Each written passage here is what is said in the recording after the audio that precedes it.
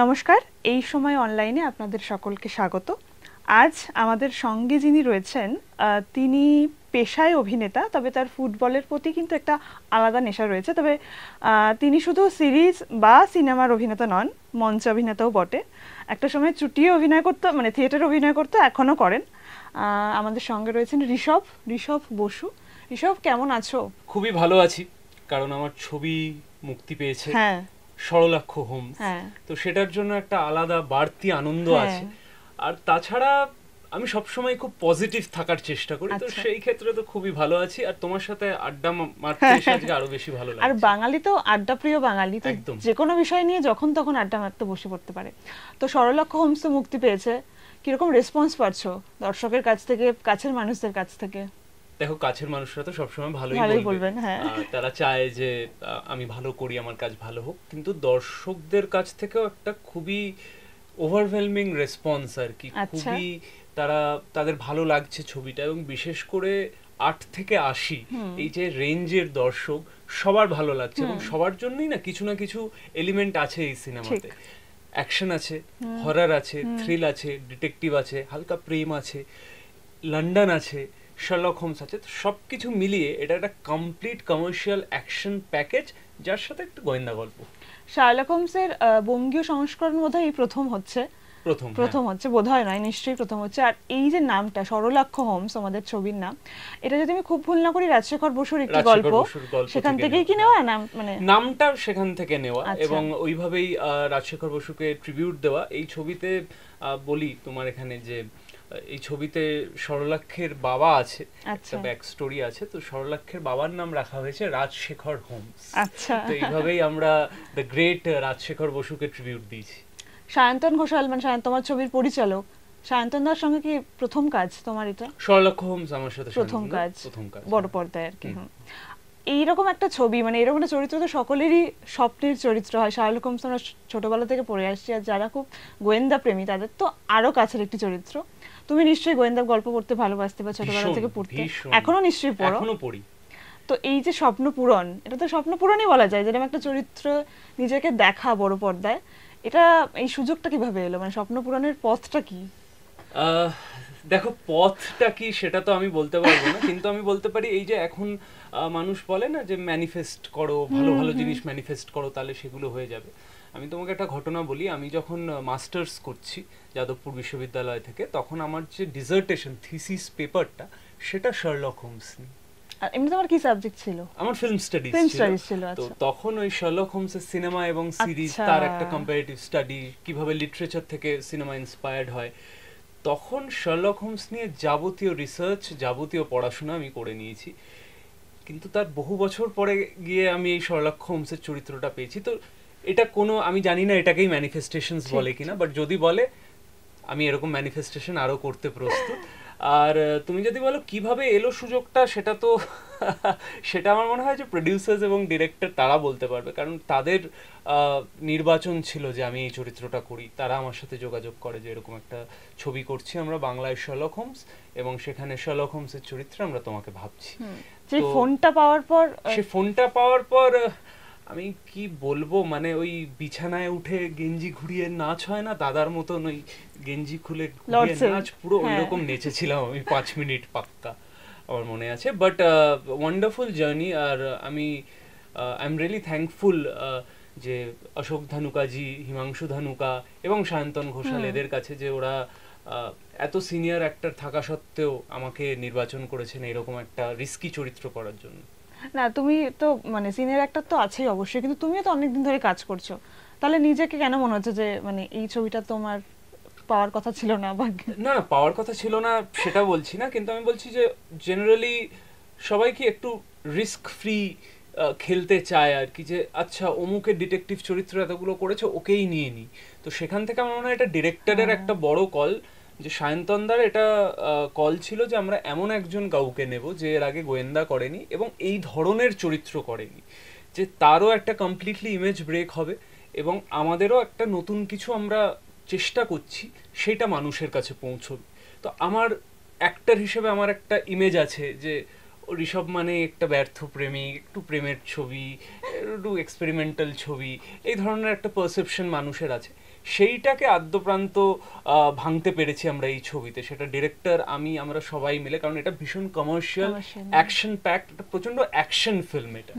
তো আমার মনে হয় সেই জায়গা থেকে ওটাই হয়েছে আর কি, মানে সবকিছু ওইভাবেই একসাথে এক জায়গায় চলে এসেছে। তুমি এর আগে বহু বড় প্রজেক্টে কাজ করেছো, কিন্তু এটাও অনেকটাই বড় প্রজেক্ট, কিন্তু সেই অর্থে মুখ্য চরিত্র যাকে বলে, যাকে একদম পোস্টার ফেস আর কি, তুমিই পোস্টার ফেস এই ছবির, সেই যে জায়গাটা, মানে তোমার যে কাজের যে অনেকটা বদল ঘটলো, এই কাজের পর আর কতগুলো কাজ আসার কথা, বা কাজের অভিনেতা হিসেবে নিজের যে পরিসর সেটা বাড়বে বলে তোমার মনে হয়? দেখো, আমি এর আগেও অনেকগুলো ছবি করেছি যেগুলোর আমি টাইটুলার ক্যারেক্টার করেছি, পোস্টার ফেস ছিলাম। ভটভটি, প্রসেনজিৎ ওয়েটস, ঋতুপর্ণা, সিরিজের কথা বললে শ্রীকান্ত, যেটা সবাই খুব দেখেছে। তো আমার কাছে সেটাই, তার আগে আমি থিয়েটারেও প্রচুর পোস্টার ফেস ছিলাম আর কি। তো আমার কাছে বরাবরই এটা, আমার সবসময় মনে হয় যে এই প্রেশারটা যত আসে তত আমার পারফরমেন্সেস বেটার হয়। এবং আমার মনে হয় সরলাক্ষ দেখার পর, দেখো আমি সবসময়ই চাই যে কোনো ছবি দেখার পর সবাই আমাকে খুঁজুক, আমাকে ডেকে কাজ দিক, এত কাজ থাকুক যে আমি ওর ডেট কাকে দেবো সেইটা নিয়ে কনফিউশন থাকে। বাট এখনো অবধি তো সেরকম হয়ে ওঠেনি। আই হোপ যে এরকম কিছু হবে, বাট আমি সত্যিই চাই। সেই জন্য নয়, আমি কাজ করতে চাই, খুব অনেস্টলি বলছি, এবং বিভিন্ন মানুষের সাথে কাজ করতে চাই, কারণ আমার কাছে এই অভিনয়টা না একটা জার্নির মতো। তো এই জার্নিতে আমি বিভিন্ন মানুষের সাথে কাজ করে প্রতিনিয়ত শিখছি, সমৃদ্ধ হচ্ছি, নিজে গ্রো করছি মানুষ হিসাবে, অভিনেতা হিসাবে। তো সেই জার্নিটা আমি চাই যে আরো বিস্তার করুক, আরো দীর্ঘ হোক, সেটাই আমার প্রচেষ্টা। বাকি তো ডিরেক্টর, প্রডিউসার যারা দেখছেন, যাদের সাথে আমি কাজ করতে চাই, শার্লক হোমস দেখার পর যদি আমাকে কাস্ট করেন আমার খুব ভালো লাগবে। এই জার্নিটার কথা বললে, জার্নিটা তো শুরু হয়েছে অনেক দিন, অনেক বছর আগে, সেটা একটু শুনি না প্রথম দিকটার কথা। তুমি তো এমনিতে শুরু করেছিলে মঞ্চ দিয়ে, সেটা প্রায় 18 বছর হতে চললো আর কি। তুমি ফিল্ম স্টাডিজ পড়েছো বললে, ফিল্ম স্টাডিজ পড়েছো অভিনয় করবে বলে, নাকি পরিচালনা করার ইচ্ছা ছিল? আমি অ্যাকচুয়ালি মাস কমিউনিকেশন পড়তাম সেন্ট জেভিয়ার্সে, তারপরে মাস্টার্স কি নিয়ে করব সেটা ভাবছিলাম। তো ফিল্ম স্টাডিজ আমার কাছে মনে হয়েছিল যে আরো ফিল্ম সম্বন্ধে জানার, ফিল্ম সম্বন্ধে আমি একটা ফিল্ম বাফ যাকে বলে, আমি খুব ভালোবাসি সিনেমা দেখতে, বিভিন্ন ধরনের সিনেমা দেখতে। মানে আমি শ্বশুরবাড়ি জিন্দাবাদ, বাবা কেন চাকরও দেখি, আসগর ফরাদি, মাজিদ মাজিদি, আইজেনস্টাইন, আমি জাস্ট বলছি আর কি। তো আমি সব ধরনের সিনেমা দেখতে ভালোবাসি, কারণ সিনেমা আমার মনে হয় ছোটবেলায় যখন প্রচন্ড দুঃখ কষ্টের মধ্যে দিয়ে যেতাম, সিনেমাকে অবলম্বন করে অনেক দুঃখ কষ্ট মিটে যেত। সেটা আমার মনে হয় ভারতবর্ষের সব মানুষের ক্ষেত্রেই কিছুটা প্রযোজ্য, সেটা বলিউড হোক, বাংলা হোক, সব ধরনের সিনেমা। তো সেই জন্য পড়েছিলাম। আর একটা মনে হয়েছিল যে তখন অ্যাকচুয়ালি এত ইন্টারনেটের ছিল না, এত ওটিটি প্ল্যাটফর্মস ছিল না, তো এই ধরনের বিদেশি সিনেমা দেখা যেত একমাত্র ওই ফিল্ম স্টাডিজ পড়লে। তো সেটা একটা লোভ ছিল, আর একটু কম পড়াশোনা করতে হবে সেই এটাও ছিল। তো সেই জন্য আমি ফিল্ম স্টাডিজ, মাস কমিউনিকেশন নিয়ে পড়াশোনা করেছি। বাট হ্যাঁ, একটা সময়, ইভেন এখনো আছে, আমি ডিরেকশন দিতে চাই অনেস্টলি, ভালো সিনেমা। মঞ্চে কখন ডিরেক্ট করনি? মঞ্চেও আমি ডিরেক্ট করেছি, আমি মূলত ছোটদের নিয়ে ডিরেক্ট করেছি, কাজ করেছি, বাট আমি নাটকও ডিরেক্ট করেছি সিনিয়র অ্যাক্টরসদের নিয়ে। তারপরে তো কলেজ পাস করার পরই মঞ্চ এলে, নাকি তার আগে থেকে কাজ করতে? কলেজের শুরু থেকেই আমি মঞ্চের সাথে যুক্ত। আচ্ছা, আমি ফার্স্ট ইয়ারে ঢোকার সাথে সাথে আমি থিয়েটার করা শুরু করি। আচ্ছা, সেটা কি মানে নেশার জন্য, মানে করতে ভালো লাগে? না, এটা একটা খুব অদ্ভুত গল্প, জানো তো। আমি তো ফুটবল খেলতাম, তারপরে আমার একটা ইনজুরি হয়, তারপরে ফুটবল খেলতে পারবো না প্রফেশনালি, এটা জানতে পেরে খুব দুঃখ পাই। তখন আমার মনে হয়েছিল আমি রেডিও জকি হব বা জার্নালিস্ট হব, কারণ আমার বাবা একসময় যুগান্তরের সাথে যুক্ত ছিলেন। তো সেই জন্য আমার মনে হতো যে আমি জার্নালিস্ট বা রেডিও জকি এই ধরনের কিছু হব, অভিনেতা হব এটা ভাবিনি। তো মাস কমিউনিকেশন পড়তে গিয়ে আমি রিয়েলাইজ করলাম যে সিলেবাসে প্রচুর ফিল্ম ওরিয়েন্টেড জিনিসপত্র আছে, যেগুলো আমার কাছে কমপ্লিটলি এলিয়েন। আমি কোনোদিনও এই জিনিস দেখিনি, কিভাবে ক্যামেরা কাজ করে, কিভাবে শুটিং হয়, এগুলো কখনো দেখিনি। তো আমার এক আত্মীয় তখন মা বলে একটি সিরিয়াল হতো, খুব বিখ্যাত, খুব জনপ্রিয়, সেটাই অভিনয় করতে একটি বড় রোলে, আমার এক দুঃসম্পর্কের দিদি। তো তখন আমি ওর শুটিং দেখতে যেতাম, যে কিভাবে শুটিং হয় এইটা দেখবো, কিভাবে ক্যামেরা অপারেট হয়, কিভাবে সাউন্ড হয়। তখনও ভাবনি যে অভিনয়টা করব না, ওর দেখতে গিয়ে, ওর শুটিং দেখতে গিয়ে কেউ একজন আমাকে দেখে বলেছিল, বাহ, আমার দিদিকে বলেছিল যে বাহ, তোর ভাইকে তো বেশ মিষ্টি দেখতে, এখন তো কত নতুন ছেলে সিরিয়াল করছে, ওকেও ঢুকিয়ে দে। তো তখন আমার এই আইডিয়াটা খুব ভালো লেগেছিল, যে আচ্ছা, তাহলে আমি অভিনয়টাও করতে পারবো। তখন আমি বাড়িতে এসে আমার মাকে বলি যে আমি ভাবছি সিরিয়ালে অভিনয় করব। আচ্ছা, আমার মা শুনে আকাশ থেকে পড়েন, সিরিয়ালে অভিনয় করবে মানে তুমি সারা জীবন বল পিটিয়ে গেছো, তুমি কি করে সিরিয়ালে অভিনয় করতে পারো, তোমাকে তো অভিনয়টা শিখতে হবে, তো এটা তো একটা আর্ট ফর্ম। তো আমার মা আমাকে ইন্সপায়ার করেন যে তুমি থিয়েটার জয়েন করো, থিয়েটারে গিয়ে তুমি শিখতে পারবে, শিখে তারপরে তুমি একটু শিখে যাওয়ার পর তোমার যদি মনে হয় তখন তুমি সিরিয়াল বা সিনেমায় ট্রাই করো। তো সেই থেকে আমার থিয়েটারের জার্নি শুরু। মানে মায়ের ওই হাত ধরেই কিন্তু খানিকটা মায়ের কানে এগিয়ে দিলেন, মায়ের ধাক্কা খেয়ে আর কি। হ্যাঁ, ধাক্কা খেয়ে।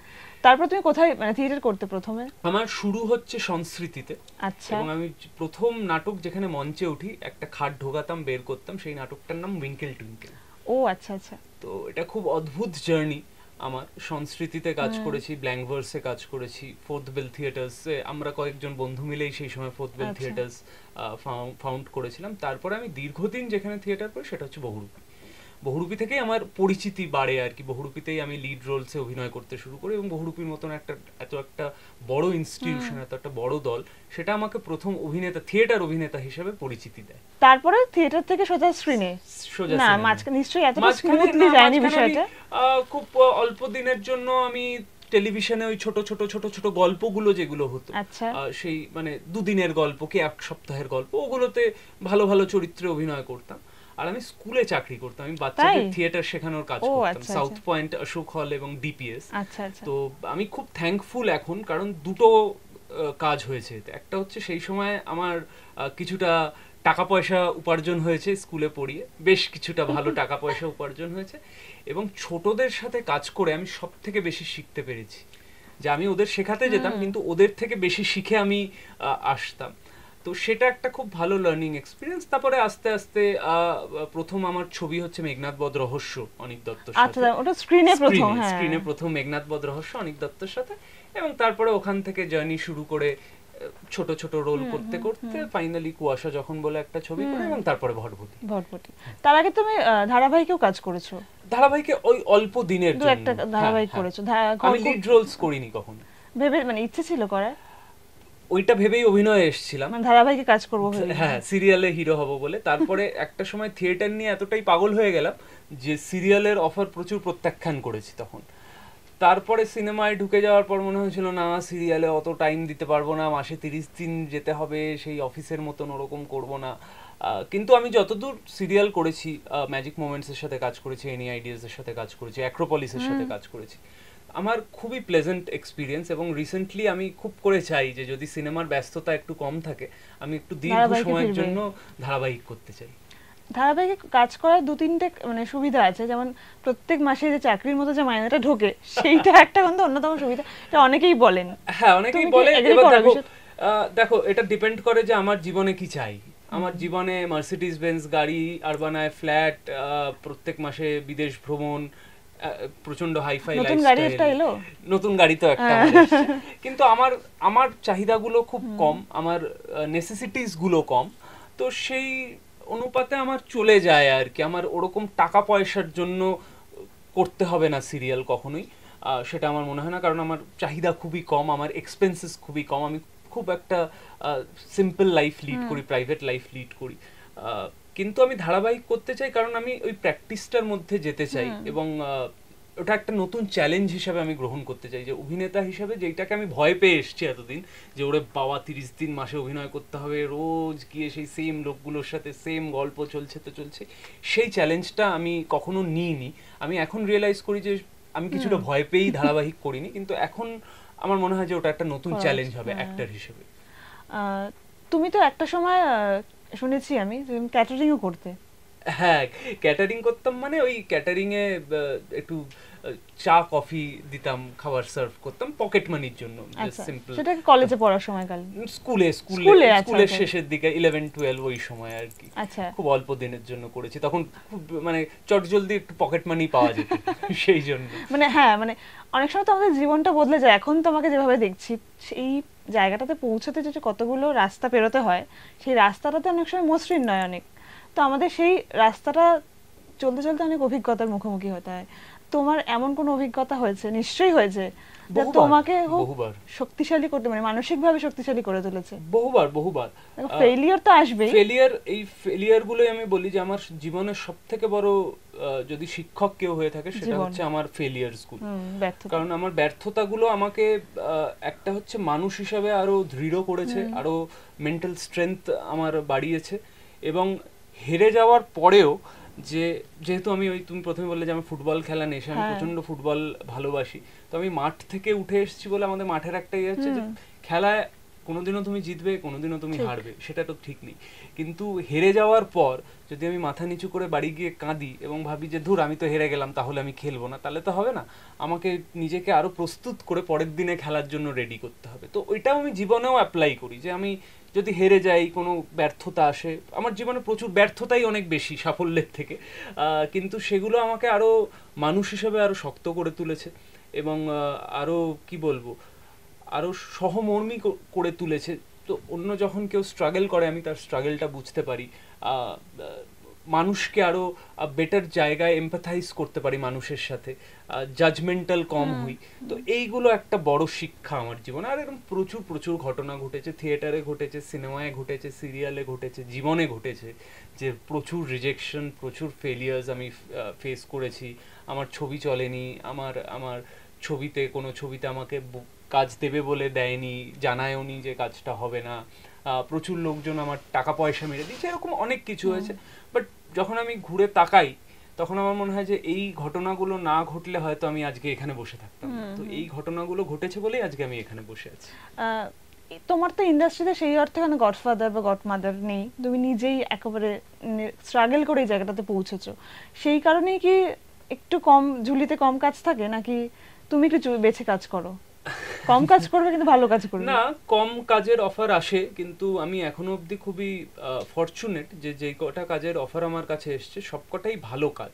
এবার দেখো, কাজ হিট হওয়া, ফ্লপ হওয়া, মানুষের গ্রহণযোগ্যতা, সেগুলো তো সাবজেক্টিভ, কিন্তু আমি সেই কাজগুলোর সাথে রিলেট করতে পারি, সেই কাজগুলো যে বক্তব্য সেগুলোর সাথে আমি রিলেট করতে পারি। এবং যেসব মানুষরা আমাকে কাজ দিয়েছেন, আমি তো কারোর কাছে গিয়ে কাজ চাইনি, তারাই আমাকে অ্যাপ্রোচ করে সাইন করিয়ে কাজ করিয়েছে। আমি তাদের কাছে ধন্য যে তারা আমাকে এই সুযোগটা দিয়েছেন। আজকে তথাগত দা হোক, সায়ন্তন দা হোক, সানি দা হোক, অভিজিৎ দা হোক, যাদের সাথে আমি বেশি বেশি কাজ করেছি, তারা না থাকলে হয়তো আমি এই জায়গাটা পৌঁছতে পারতাম না। আর হতে পারে যে কম কাজ করছি, বাট দেখো এরকমও হতে পারে যে আমার থেকেও ট্যালেন্টেড কেউ হয়তো এইটুকুও কাজ করেনি। তো এইটুকুই আমার পাওয়ার, আমার মনে হয় ঈশ্বর এটুকুই ঠিক করে দেন সবাই যে কে কতটা পাবে। তো ঈশ্বর এত দূর অবধি যতটা দিয়েছেন আমি সেটা নিয়ে খুবই খুশি, এবং আগামী দিনে ঈশ্বর যতটা দেবেন আমি ততটাই গ্রহণ করবো। এবং সততার সাথে আমি সবসময় এটাই নিজেকে বলি যে যাই হোক না কেন, তুমি আজকে প্রচুর বড় ডিরেক্টরের সাথে বড় হাউসে প্রচুর হিট সিনেমা আমি করে নিই না কেন, আমার সততা যাতে সমান থাকে, কাজের প্রতি নিষ্ঠা যাতে সমান থাকে। মানে তোমার কাছে কাজের প্রতি নিষ্ঠা বা সততার সংজ্ঞাটা ঠিক কিরকম? যে আমি যে কাজটা করছি তাতে যেন কোনো ফাঁকি না থাকে, কোনো দু নম্বরই না থাকে। দু নম্বরই ইন দ্য সেন্স, আমি কোনো একটা পার্ট করছি, আমি সেটা প্রিপেয়ার হয়ে গেলাম না, কি আমার জন্য প্রোডাকশনে কোনো ক্ষতি হয়ে গেল, আমি সেটে লেট গেলাম, আনপ্রিপেয়ার্ড হয়ে গেলাম, কো অ্যাক্টার্সদের সাথে ঠিকঠাক বন্ডিং করলাম না, ডিরেক্টরের সাথে ঝগড়া করলাম। তো এই ধরনের কাজগুলো যাতে আমার কখনো না করতে হয়, আমি যেন পুরো মন দিয়ে নিজের সবটা নিংড়ে দিয়ে প্রত্যেকটা চরিত্র যেগুলোতে আমি অভিনয় করি সেগুলো দিতে পারি। এবার 19-20 তো এদিক ওদিক হয়ে যায়, কিন্তু আমার তরফ থেকে এফোর্টটা যাতে 100% থাকে সব কাজে। তুমি বলে যে এ যাবৎ কাল পর্যন্ত সবসময় প্রযোজক বা পরিচালকের তরফ থেকেই তোমার কাছে অফার এসেছে, তুমি কখনো কাউকে, মানে ইন্ডাস্ট্রিটা আমাদের যেরকম অনেক সময় হয় না কি কথার, মানে ব্যক্তিগত সম্পর্কের খাতিরেও অনেক কাজ হয়, সেটা কখনো করেছো? মানে তোমার পিআরটা ঠিক কেমন? না না না, আমি এটা একদমই পারি না। জনসংযোগে বিশ্বাসী না? না, জনসংযোগে বিশ্বাসী আমি, মাস কমিউনিকেশনে, কিন্তু আমি কাউকে গিয়ে বলবো শোনা আমি তোমার সাথে কাজ করতে চাই, আমাকে তোমার ছবিতে নেবে, এইটা আমি কখনো বলে উঠতে পারি না। আচ্ছা। তো আমি চাই মন থেকে অনেকের সাথেই কাজ করতে, কিন্তু আমার মনে হয় যে এটাকে কি পেটে খিদে মুখে লাজ বলবো? না, সেরকম না, মানে আমি না, তখন আমার মনে হয় এরা আমাকে কাজ দিচ্ছে না, তাহলে হয়তো আমি এখনো ওই জায়গাটা পৌঁছতে পারিনি। যদি আমি ওই জায়গায় পৌঁছতে পারি, নিশ্চয়ই আমি যাদের সাথে কাজ করার স্বপ্ন দেখি তারা নিশ্চয়ই আমাকে ডেকে কাজ দেবেন। এখন অবধি আমার মনে হয় তারা মনে করেননি যে আমি যোগ্য, তো তারা যদি যোগ্য মনে করেন তাহলে নিশ্চয়ই ডেকে কাজ দেবেন। দেখো আমার কাছে এই ছোট্ট জীবনে, এই ছোট্ট ক্যারিয়ারে আমি অনেক পাওনা পেয়ে গেছি। প্রসেনজিৎ চট্টোপাধ্যায় তার প্রোডাকশনের ছবি, তার নাম ভূমিকায় অভিনয় করার জন্য তিনি আমাকে অ্যাপ্রোচ করেছেন। তো ইন্ডাস্ট্রি যখন আমাকে অ্যাপ্রোচ করে দিয়েছে, যদিও তাকে ইন্ডাস্ট্রি বলতে বারণ করেছেন। ও আচ্ছা, এখন বারণ করেছেন। আচ্ছা, তো দাদা আমাকে ডেকে ভালোবেসে কাজ স্নেহ করে এবং প্রচন্ড আমি বলবো নিজের সন্তানের মতন আগলে রেখে একটা কাজ করেছেন। তো বুম্বাদার মতন একজন মানুষ যখন এটা করেন, আমার মনে হয় সেটা অনেকটা পাওয়া হয়ে যায়, অনেকটা পাওয়া হয়ে যায়। বাকিরা যদি তাদের মনে হয় কোনো চরিত্রে আমি ফিট ইন করি, নিশ্চয়ই আই এম শিওর, কারণ সব ডিরেক্টরদের সাথে আমার খুব ভালো সম্পর্ক, তা আই এম শিওর যে কেউ না কেউ আমার জন্য কিছু না কিছু তো লিখবে। নিশ্চয়ই। তোমার কি মনে হয় যে তুমি কি এখনো টলিউডে স্ট্রাগলিং পিরিয়ডে আছো, নাকি সেই পিরিয়ডটা থেকে বেরিয়ে গেছো? আমার স্ট্রাগলিং পিরিয়ডে সবাই আছে। যারা বলে যে না আমরা স্ট্রাগল পেরিয়ে গেছি, তারা হয়তো অন্যভাবে গেছে, কিন্তু struggle, quote and quote struggle সবার তো একরকম ভাবে থাকে। যে সুপারস্টার হয় তারও 5টা ছবি ফ্লপ হয়, তারও 10 বছর কোনো কাজে ওয়ার্ক করে না, তো সেটাও তো এক ধরনের স্ট্রাগল। তো আমি মনে করি আমি সারা জীবনে এই স্ট্রাগলারটা থাকতে চাই, তাহলে অ্যাটলিস্ট আমার খিদেটা থাকবে। যেদিন আমি মনে করবো যে না আমি তো স্ট্রাগল পিরিয়ড পেরিয়ে অনেক কিছু হয়ে গেছি, আমার নামের আগেও অমুক স্টার তমুক স্টার লেগে গেছে, আমার দুটো পাখনা গজিয়ে গেছে, সেদিন আমি মনে করি আমার সেদিন অভিনেতা হিসেবে আমার মৃত্যু হবে। তো আমি সবসময় ওই আন্ডারডগটা হয়ে থাকতে চাই, যে আরো ইমপ্রুভ করতে পারে, আরো ভালো কাজ করতে পারে। তোমার বহু কাজ ধরো সেই অর্থে বক্স অফিসে সেইভাবে হইচই হয়তো ফেলেনি, কিন্তু ফিল্ম ফেস্টিভ্যালগুলোতে, বিদেশের ফিল্ম ফেস্টিভ্যালগুলোতে দারুণ প্রশংসিত হয়েছে। এই যে আমাদের কাছে মানে সাফল্যের মূল্যায়ন মানে কত টাকার ব্যবসা হলো, কত টাকা ঘরে এলো, এইটা একটা বিষয়। এইটাকে আদত মানে ভালো কাজের ক্ষেত্রে কোথাও গিয়ে বাধা হয়ে দাঁড়ায়, মানে মানুষের কাছে যাতে ভালো কিছুটা মনে হয়। কারণ ধরো একটা ভালো ছবি হলো, নতুন ধরনের নতুন ধারার একটা ছবি তৈরি হলো, সেটা মানুষ গ্রহণ করলেন না, সে প্রডিউসার আর পরবর্তীকালে সাহস পান না ওই ছবিটা করা, সেটা খুব দুঃখজনক আমার মনে হয়। কিন্তু ডেফিনেটলি ধরো আমিও যখন কোনো ছবি করি তখন আমারও মনে হয় যে প্রডিউসার এই ছবিটা থেকে একটা লাভাংশ তুলে আনুক এবং তার ঘরে টাকা ঢুকুক, যাতে সে পরের কাজটা করতে পারে। সেটার রেসপন্সিবিলিটি আমার উপরেও থাকে। আমি চেষ্টা করছি আরও কিভাবে এই তোমার কথায় জনসংযোগ বাড়িয়ে মানুষের সাথে কানেক্ট করে তাদেরকে হলে আনা যায়। বাট হ্যাঁ, ডেফিনেটলি আমার কাছে সবসময় মানুষের ভালোবাসা, কত মানুষ দেখছেন, টাকা পয়সা ইত্যাদি সেগুলো প্রডিউসারদের ব্যাপার, কিন্তু আমি বলবো যে কত মানুষ দেখছেন, কত মানুষের কাছে পৌঁছচ্ছে আমরা সিনেমাটাকে নিয়ে, সেইটা আমার কাছে সবসময় ইম্পর্টেন্ট। যে বিদেশি ফেস্টিভ্যালে কি অ্যাওয়ার্ড পেলো কি না পেলো, কোথায়, ওইগুলো আমার কাছে ম্যাটার করে না। মানে আমি তার একটা উদাহরণ দিই, 12th ফেল, যেমন যখন সিনেমাটা হলে চলছিল তখন খুব একটা লোকজন দেখতে যায়নি, যখন আমরা ওটিটিতে এলো তখন সেটা নিয়ে বিশাল আলোচনা হইচই হলো। তো এরকম তো হয় যে এটা তো হয়, দেখো ছবির ভাগ্য না ছবি নিজে নির্ধারণ করে যে কোন ছবি চলবে। এরকম তুমি 12th ফেলের কথা বললে, আমি আরো 100টা ছবির নাম বলে দেবো যেগুলো যখন রিলিজ করেছে কেউ দেখেনি এবং পরবর্তীকালে তারা সাফল্যের মুখ দেখেছে। ইভেন যদি আমি শোলের কথা বলি, শোলের যেহেতু 50 বছর পূর্ণ হলো, শোলে কিন্তু প্রথম 2 সপ্তাহে খুব বাজে হাউস কালেকশন ছিল। ইনফ্যাক্ট এতটাই খারাপ ছিল যে নির্মাতারা বসে মিটিং করেছিল যে লাস্টে এন্ডিং চেঞ্জ করে আবার রিলিজ করবে অমিতাভ বচ্চনের ক্যারেক্টারটাকে না মেরে। কিন্তু 2 সপ্তাহ পরে ছবি যখন ওয়ার্ড অফ দ্য মাউথে প্রচার শুরু হলো, তখন তো এত সোশ্যাল মিডিয়া এত কিচ্ছু ছিল না, এত মিডিয়াও ছিল না। তারপর আমরা জানি শোলে ইতিহাস আর কি পুরোটাই। আমার শুধু মনে হয় যে বাংলা ছবির ক্ষেত্রে যেটা হয়, 3 দিন 4 দিন 2 দিনের মাথায় ছবিটা লোক দেখতে আসছে না বলে তুলে দেওয়া হয়। তো সেই সময়টা যদি একটু বাড়ে, যে 1 সপ্তাহ অ্যাটলিস্ট বা 10 দিন অ্যাটলিস্ট একটা ছবিকে চান্স দেওয়া। কারণ এতদিন ধরো একটা স্ট্রাগল ছিল, যেটা রিসেন্টলি দেবদা এবং বাকিরা প্রযোজকরা মিলে একটা পশ্চিমবঙ্গ সরকারের সাথে আলোচনায় করেছেন যে বাংলা সিনেমাকে প্রাইম টাইম দিতে হবে। তার আগে যে এটা একটা স্ট্রাগল ছিল, কারণ আমার নিজের ছবি হয়েছে যে সকাল 11টায় শো, রাত 10:30টায় শো। সেটা এখনকার জীবনে খুবই ডিফিকাল্ট এই সময়গুলো গিয়ে একটা বাংলা সিনেমা দেখার। তো আমার যদি একটা সন্ধ্যাবেলার শো, প্রপার শো টাইমিং না থাকে, মানুষ দেখতে পাবে না। তো আমার ছবিটা, আমার বাচ্চাটা রেস দৌড়ানোর আগেই তার একটা পা খোড়া হয়ে গেল। তো সিমিলারলি আমার মনে হয় একটা ছবিকে অ্যাটলিস্ট 7 দিন 10 দিন একটা ট্রায়াল পিরিয়ড দেওয়া উচিত, যেটা আগেকার দিনে হতো। কিন্তু যে অ্যাটলিস্ট 1 সপ্তাহ 2 সপ্তাহ রাখা হতো, তারপরে চললো না, নামিয়ে দেওয়া হলো। কিন্তু এখন 2 দিনের মাথায় সিনেমা হল থেকে সিনেমা তুলে দেওয়া হয়, হল শো টাইমিংস চেঞ্জ করে দেওয়া হয়, শো টাইমিংস কমিয়ে দেওয়া হয়, তাহলে সেই ছবিটা চান্স পাবে না। তো সেটা আমার মনে হয় এটা সামথিং যেটা নিয়ে কাজ করা যেতে পারে। এবং যদি হয়, আমার মনে হয় ধরো এই সরলাক্ষের মতনই ছবি, এটা যদি প্রথম স্লো স্টার্ট করে, এটা কিন্তু ওয়ার্ড অফ মাউথে এতটাই সার্কুলেট করবে যে তারপরে লোক দেখতে আসবে। ঠিক। তুমি তো মানে তেলেগু ছবিতে কাজ করেছিলে এর আগে, তো চেষ্টা করছো মানে আরো কেন কাজের পরিমাণটা ওই অন্য ধারার ছবিতে, অন্য ভাষার ছবিতে? ওই যে সময়ের অভাব, পিআরটা খারাপ। আমি ওই ডিরেক্টরকে বোধহয় ছবি রিলিজ হয়ে যাওয়ার পরে আর একদিনও টেক্সট করে জিজ্ঞেস করিনি যে স্যার নেক্সট কাজ কি করছেন, আমাকে কি নেবেন, সেটা করিনি। আমার সবসময় মনে হয় যদি আমি যোগ্য হই, যদি ওনাদের মনে হয়, ওনারা নিশ্চয়ই ডাকবেন।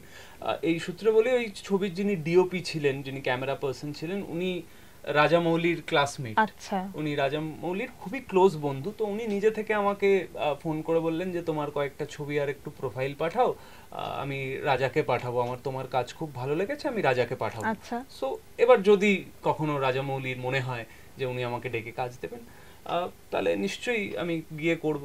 তা না হলে আমি হ্যাপি আর কি, যেটুকুন করছি অল্প করছি কিন্তু মন থেকে করছি। বম্বেতে গিয়ে কাজ করার ইচ্ছা তো সকলেরই থাকে। যদি কাজ আসে, আমি তুমি নিজে গিয়ে স্ট্রাগলিং করবে না? আচ্ছা আচ্ছা, তুমি যে ধরনের ছবি করো, আমি আলাদা করে ধরন বলছি, কারণ তুমি এই যে ছবিগুলোতে কাজ করো সেখানে কন্টেন্টই মুখ্য চরিত্র, মানে কন্টেন্ট বেসড সিনেমা। কিন্তু পাশাপাশি এমন অনেক সিনেমা তো তৈরি হয়, ধরো বিদেশের মাটিতে নাচ গান হচ্ছে, একদম মূল ধারার মুখরোচক বাণিজ্যিক ছবি আর কি, যেটাকে বলি আমরা, সব ছবি বাণিজ্যিক তবু আর কি, আমি নিশ্চয়ই বুঝতে পারছো তুমি কি বলতে চাইছো। তো সেই ধরনের ছবিতে ট্রাই কেন করছো না, বা ইচ্ছা আছে? আমি তোমাকে একটা কাউন্টার প্রশ্ন করি, আমাদের জেনারেশনের কোন অ্যাক্টর এই ধরনের ছবি করছে? না, আমার তো না, তুমি আমার প্রশ্ন উত্তর দাও, আমি তোমার প্রশ্নের উত্তর এইভাবেই দেব। কেউ করছে না, কারণ আমাদের জেনারেশনের কোনো অ্যাক্টরকে নিয়ে এই ধরনের ছবি হচ্ছে না। সেটা তো প্রডিউসার বা ডিরেক্টররা বলতে পারবেন যে কেন হচ্ছে না। রাদার কয়েক বছর ধরে তো কমার্শিয়াল ছবির ট্রেন্ডটাই চলে গেছিল, আবার এই বছর থেকে ধীরে ধীরে ফিরছে। তো ধীরে ধীরে যখন ফিরছে, তুমি যদি সরলাক্ষ বলো, আমি বলছি সরলাক্ষ কিন্তু is no less than a challenge or a পাগলু বা একটা সাথী, ওই রকম এন্টারটেইনমেন্ট ভ্যালু আছে। কিন্তু লোকে আগেই না, ও বাবা শার্লক হোমস মানে তো গোয়েন্দা, একটা মাথা কাটানোর ব্যাপার আছে, ভাববে নেবে, প্রিকনসিভ করে নেবে, সেইটা একটা মুশকিল। বাট খুব অনেস্টলি আমি বলছি, আমি অ্যাকচুয়ালি এই ধরনের কোট আনকোট বাণিজ্যিক ছবি করতে চাই, যেখানে বিদেশের মাটিতে হিরোইনকে নিয়ে আমি নাচবো, 50 জন গুন্ডাকে মারবো, আমি বডি খুলিয়ে, বডি মানে জামা কাপড় খুলে সিক্স প্যাকস আমার এমনি আছে, আমি সেটা ফ্লন্ট করবো আর কি। এবং ওই হিরো ওয়ার্শিপটা হবে। আমিও স্বপ্ন দেখি যে আমার ছবির রিলিজের দিন আমার ফ্যানরা আমার ছবিতে মালা দেবে, দুধ দেবে, এইসব। তো ওটা আমি চাই, ওটা আমার বয়হুড ড্রিম। এবার সেটা কতটা পূরণ হবে সেটা তো আমি জানি না, কিন্তু আমি মন থেকে চাই। বাট সিরিয়াসলি এটা মেকার্স বা প্রডিউসার্স বা ডিরেক্টরস, এনাদের ভাবতে হবে যে এই জেনারেশনকে নিয়ে আমরা বাণিজ্যিক ছবি কেন করছি না। এবং এখন পুরোটাই সবাই বলছে হ্যাঁ কন্টেন্ট ইজ কিং, কন্টেন্টই মেন, এই সেই হ্যানা ত্যানা। বাট সত্যি আমার মনে হয় এই ধরনের সিনেমা না হলে কোনো ইন্ডাস্ট্রি কিন্তু বেশি দিন সার্ভাইভ করতে পারবে না। তাই জন্য আমরা দেখলাম যে শাহরুখ খানকেও সেখানে ফিরতে হলো, দেবদাকেও সেখানে ফিরতে হলো। তো আমি তোমাদের মাধ্যমেই বলবো আবার যে যারা কমার্শিয়াল ছবি ভাবছেন যে করব কি করব না, তারা আমাকে নিতে পারেন, আমি একদম কমার্শিয়াল ছবি করতে চাই। কমার্শিয়াল ছবি করার জন্য যা যা উপাদান বা উপকরণ একজন নায়কের থাকা উচিত, তোমার কি মনে হয় তুমি সেই সমস্ত কিছু প্রস্তুত? অ্যাবসলিউটলি, মানে বাহ্যিকভাবে এবং মানসিকভাবে। অ্যাবসলিউটলি, মানসিকভাবে তো ডেফিনেটলি, আর বাহ্যিকভাবে ধরো তুমি অনেক নিজেকে বদলে ফেলেছো। হ্যাঁ, কেউ বলতে পারে যে না তো খুব বেশি লম্বা নয়, 6 ফিট হাইট নয়, বাট ঠিক আছে, এসব কি নাচ করতে পারে? হ্যাঁ হ্যাঁ, দারুণ ডান্সার নয়, ঋত্বিক রোশন নয়, কিন্তু ভালো ঠিকঠাক রণবীর কাপুর। আর থিয়েটার যারা করে এসেছেন তারা সকলেই মোটামুটি সমস্ত জিনিসই, মানে নাচ গান এবং সবটাই পারে। আমি ইনফ্যাক্ট ভটভটিতে আমি একটা প্লেব্যাকও করেছি। ও, আর তুমি গানও করতে পারি। তাহলে তো একদম জমজমাট প্যাকেজ আর কি। আর অ্যাকশন কি করতে পারি সেটা তো মানুষ, সরলাক্ষ তো দেখবে, প্রেম তো মানুষ দেখেই নিয়েছে। আচ্ছা, এরকম ধরো তোমার কাছে একটা সুযোগ এলো, কিন্তু এরকম আরো একটা সুযোগ হলো যে তোমাকে বাঁচতে হবে, যে তোমার বিপরীতে কোন অভিনেত্রী থাকবেন, মানে কার বিপরীতে কাজ করার তোমার খুব ইচ্ছা আছে? এটা তো খুবই কঠিন প্রশ্ন হয়ে গেল। দেখো, আমার যাদের অপোজিটে কাজ করার ইচ্ছে আছে তারা ইন্ডাস্ট্রিতে আমার থেকে অনেক সিনিয়র। আমার খুব ইচ্ছে আছে আমি শুভশ্রীর বিপরীতে কিছু করতে চাই, because apart from being lady superstar হ্যানা ত্যানা ইত্যাদি, I feel যে she is a terrific actor এবং অসাধারণ অভিনেত্রীর সাথে অভিনয় করলে আমারও অভিনয়টা বেটার হবে, এটা আমার বিশ্বাস। তো এই মুহূর্তে দাঁড়িয়ে আমার মনে হয় যে শুভশ্রীর সাথে যদি আমি কাজ করতে পারি অ্যাজ আ পেয়ার, তো সেটা খুব ইন্টারেস্টিং হবে। বেশ, মঞ্চে ফেরার ইচ্ছা আছে? মানে তুমি কি লাস্ট কবে থিয়েটার করেছো? থিয়েটার একটা আমাদের চলছে অনেকদিন হলো, 1 বছর হলো আমরা শোটা বন্ধ রেখেছি। আমি একটা বলি, একটা তোমাকেই রিভিল করছি, এটা আমি এখনো কাউকে বলিনি। আমরা খুব বড় একটা মিউজিক্যাল প্ল্যান করছি, স্টার কাস্ট নিয়ে, প্রচুর 10-12টা গান, প্রচুর কোরিওগ্রাফি, যেরকম বিদেশে আমরা ব্রডওয়ে বা ওয়েস্ট এন্ড থিয়েটার দেখে আসি, সেই স্টাইলে একটা চেষ্টা চরিত্র হচ্ছে। তো সেটা এখন খুবই ইনিশিয়াল স্টেজে আছে, কিন্তু হোপফুলি বাই দিস ইয়ার আমরা সেটাকে মঞ্চস্থ করে ফেলতে পারবো। আচ্ছা, তার মানে এটা একটা নতুন খবর ঋষভের। ঋষভের জীবনের কাজ তো আছেই, আর কি মানে ঋষভের লাভ লাইফটা ঠিক কেমন? মানে অনেকেই জানতে চায়, এটা আমার প্রশ্ন নয় ইনফ্যাক্ট, এটা এর একটাই উত্তর, ঋষভ প্রেমে আছে, আর এর বেশি আমি কিচ্ছু বলবো না। এটা কিন্তু খুব ডিপ্লোম্যাটিক আনসার। না, ওইটা আমি প্রেমে আছি, আমি প্রেম করছি, এইটুকু বলতে পারি। এবং সেই প্রেমটি আমাকে মানুষ হিসেবে খুব সমৃদ্ধ করেছে। এবং তাছাড়া আমি এখনো ধরো খেলাধুলা, ফিল্মস দেখা, গান বাজনা করা, আমার পোষ্য আছে, তাদের সাথে অনেক সময় কাটানো, ঘুরে বেড়ানো, লং ড্রাইভ করা, পাহাড়ে যাওয়া, ট্রেক করা, এইসবের মধ্যে থাকতে ভালোবাসি। প্রেম তো তোমার নিশ্চয়ই এটা প্রথম প্রেম নয়, এর আগে অনেক প্রেম এসেছে এবং গিয়েছে। তো প্রেম তোমাকে কি কি শেখালো? প্রেম আমায় বরাবর, শুধু এই প্রেমটা বলে না, বরাবর প্রেম আমাকে শিখিয়েছে আরো সহনশীল হওয়া, আরো স্থির হওয়া। মানুষ হিসাবে আমি খুব চঞ্চল ছিলাম, এখনো আছি, কিন্তু আরো স্থির হওয়া, আরো ম্যাচিওরড হওয়া, রেসপন্সিবল হওয়া।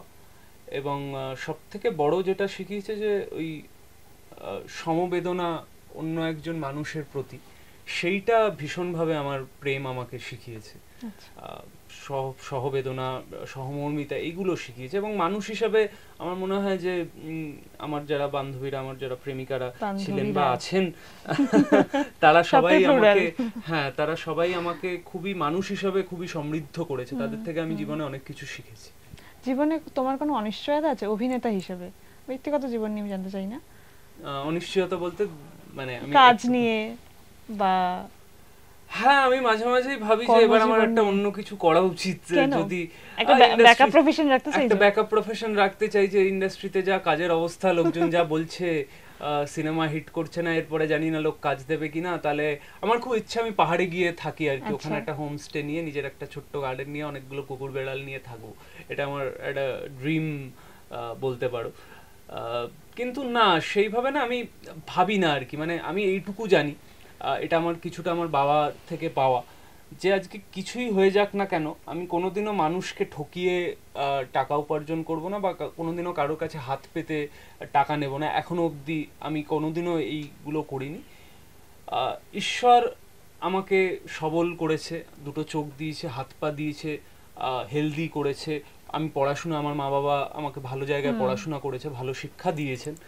সেই দিয়ে আমি কিছু না কিছু তো করে নেব, কিছু না কিছু তো করে নেব, এইটুকু কনফিডেন্স আমার আছে যে আজকে যদি অভিনয় না করি, অন্য কিছু ঠিক আমি করে নেব। তো সেটা নিয়ে আমি চিন্তা করি না। বাট অভিনেতা হিসেবে আমি মনে করি যে আমার একটা ক্রেডিবিলিটি আছে বলেই বড় ডিরেক্টররা, বড় প্রডিউসাররা আমাকে কাজের জন্য অ্যাপ্রোচ করেন বা আমার সাথে কাজ করতে চান। না থাকলে নিশ্চয়ই তারা করতেন না, এবং সেইটাই আরো কি করে বেটার করা যায় সেই প্রচেষ্টাই করে যাব। তোমার তো পোষ্য আছে বললে, কুকুর? না, বেড়াল মার্জার। আচ্ছা, তোমার তো এমনি কুকুর প্রেমীও তুমি? আমি হ্যাঁ। তো এই যে রিসেন্টলি বিভিন্ন সরকারি নির্দেশিকা এসছে কুকুরদের নিয়ে, এই বিষয়ে তোমার কি বক্তব্য? দেখো, আমি বরাবরই ফার্স্ট অফ অল বলি যে এই যে কুকুর বেড়ালদের আমরা এখানে থাকতে দেবো না, এখানে খেতে দেবো না, এখানে এই করতে দেবো না, এটা আমরা ঠিক করার কি? আজকে মানুষ মনে করে তারা পৃথিবীর মালিক, তারা প্রকৃতির মালিক না। আজকে একটা মিটিওর পড়লে যেভাবে ডাইনোসররা ধ্বংস হয়ে গেছিল, আমরাও ধ্বংস হয়ে যাব। আমরা কেউই ইনভিনসিবল, অপরিহার্য নই। কিন্তু কুকুর বেড়ালদের প্রতি আমার মনে হয় সরকারকে নিয়ে আমি বলছি না, কারণ আইনই ঠিকঠাক নেই। এরকম অনেক আইন হতে হবে যেগুলো আমাদের ওয়াইল্ড লাইফ এবং আমাদের কুকুর বেড়াল বা অন্যান্য প্রাণীকুলকেও প্রোটেক্ট করবে সেইভাবে, সেটা তো একটা মনে হয়। আর আমার মনে হয় এই শিক্ষাটা শুরু হওয়া উচিত বাড়ি থেকে। কারণ আমি অনেক সময় খুব আহত হই যখন দেখি কোনো ছোট বাচ্চা কুকুর বা বেড়ালকে ঢিল মারছে, লাথি মারছে, এবং তার বাবা মা সামনে দাঁড়িয়ে তাকে শাসন করছেন না বা বলছেন না। তো আমার মনে হয় সেইটা, আমি বারবারই বলি যে আমরা সবকিছুর জন্য সরকারকে বা সিস্টেমকে দায়ী করে দিই। খুব সহজ আমাদের পক্ষে বলা, তাহলে আমরা সরকারে গিয়ে বা সিস্টেমে গিয়ে আমরা কেন চেঞ্জ করছি না? আমরা পারছি না তাই। তো অ্যাজ এ সোসাইটি আমরা যতক্ষণ না পাল্টাতে পারছি ততক্ষণ আমার মনে হয় যে সরকার, সিস্টেম, এদের কাউকে দোষ দিয়ে কোনো লাভ নেই। মানুষ হিসাবে আমরা কতটা কি করতে পারছি? আমি কি আমার পাড়ার 5টা কুকুরের কিছু হলে আমি কি এগিয়ে যাচ্ছি, তাদের চিকিৎসা করাচ্ছি, তাদেরকে খেতে দিচ্ছি, নাকি আমি ফেসবুকে ঢুকে I love dogs, dog lover, pet post করে দিচ্ছি? সো আমার কাছে ওই ডিফারেন্সটা খুব ক্লিয়ার। আমি খুব কম সময় আছে আমার পোষ্যদের ছবি সোশ্যাল মিডিয়া আপলোড করি বা আমি অন্যান্য আমার যারা পাড়ার কুকুর আছে তাদেরকে খেতে দেওয়া, চিকিৎসা করা, হেল্প করা, এগুলো করি। তো এগুলো আমি পোস্ট করা প্রয়োজন বোধ করি না, কারণ আমি মনে করি এটা আমার কাজ। এটাও অভিনয়ের মতন, এটাও আমার একটা কাজ। কারণ ওদের জন্য ওরা তো বলতে পারে না বা ওদের সেভাবে সাপোর্টও নেই। আমরা মানুষ হিসাবে আমার মনে হয় মনুষ্যত্ব, মান আর হুঁশ আমরা যেটা বারবার করে বলি, সেইটা আমাকে এটাই শিখিয়েছে। একদমই তাই। এবছর পুজো তো দেরি আছে কিছুটা, তার আগেই তোমার ছবি রিলিজ করে গেছে। গত বছর পুজো আবার একেন বাবু ছিল, মানে পরপর দুটো পুজো কিন্তু একদম ভীষণ ভালো কাটছে তোমার। এমনিতে পুজোর প্ল্যান কি? পুজোর প্ল্যান আমার বরাবরই পুজোর প্ল্যান একটাই থাকে, কারণ আমার ওই সময় প্রচুর বন্ধু যারা বাইরে চাকরি করে বা বাইরে থাকে সেই সময় আসে। তো পুজোর 4 দিন জমিয়ে আড্ডা, জমিয়ে খাওয়া দাওয়া, ব্যাস। আড্ডা, খাওয়া দাওয়া, গান বাজনা, এই ল্যাদ খাওয়া। মানে আর ওই দিনকে প্যান্ডেল হপিং তো এখন আর করতে পারি না, চাপ হয়ে যায়। পুজো পরিক্রমা গুলো থাকলে খুব ভালো লাগে, তখন বিভিন্ন প্যান্ডেল দেখা হয়ে যায়, একটু ভিআইপি নিয়ে ভিড়ের মধ্যে আর ঢুকতে হয় না।